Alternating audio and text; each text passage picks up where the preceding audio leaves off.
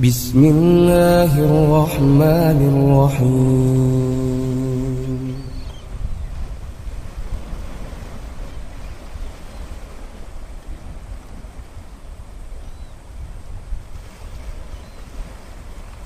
Mimpi ke-41, Badai dan Kapal Penyelamat.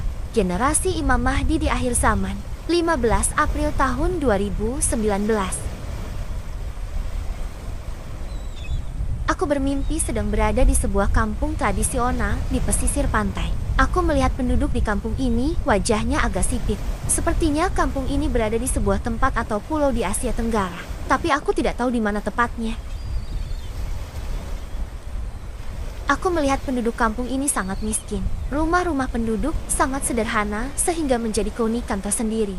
Kampung tradisional ini memiliki keunikan karena kemiskinan dari warganya. Cara hidup mereka sehari-hari masih sangat sederhana. Bentuk rumah-rumah mereka sangat unik karena bentuknya masih seperti bangunan rumah-rumah di kampung di masa lampau. Aku melihat ada beberapa turis lokal dan mancanegara yang mengunjungi kampung ini. Dan kampung ini sudah mulai dijadikan sebagai objek wisata. Kampung ini mulai terkenal. Mereka datang ke tempat ini dengan menggunakan kapal laut. Kampung ini mulai ramai. Banyak orang yang menyediakan kebutuhan untuk para turis. Mereka menjual barang-barang dan juga makanan khas mereka. Aku melihat makanan khas di tempat ini adalah lobster. Sebagian penduduk mulai membuka restoran tradisional. Lalu aku menuju ke sebuah rumah yang sangat sederhana. Penghuninya adalah keluarga yang sangat miskin. Di dalam rumahnya hampir tak ada perabotan berharga dan juga makanan. Aku melihat para turis banyak berdatangan ke rumahnya itu karena mereka tertarik melihat pola hidup mereka yang hidup dalam kemiskinan. Para turis itu juga senang melihat model rumahnya yang sangat sederhana seperti rumah di zaman kuno itu.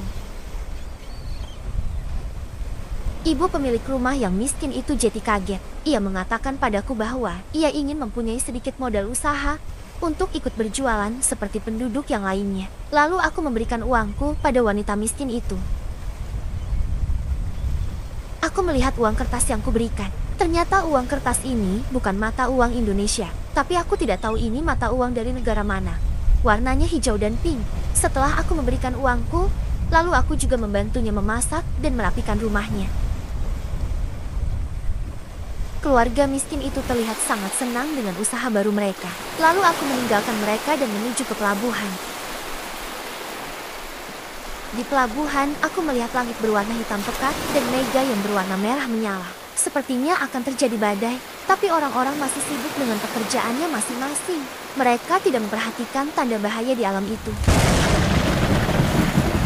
Lalu, aku segera berlari ke pelabuhan dan berinisiatif untuk menyelamatkan sebuah kapal penumpang sebelum badai menyapu kapal-kapal itu. Aku nekat ingin mengambil tindakan antisipasi walau mereka belum memintaku.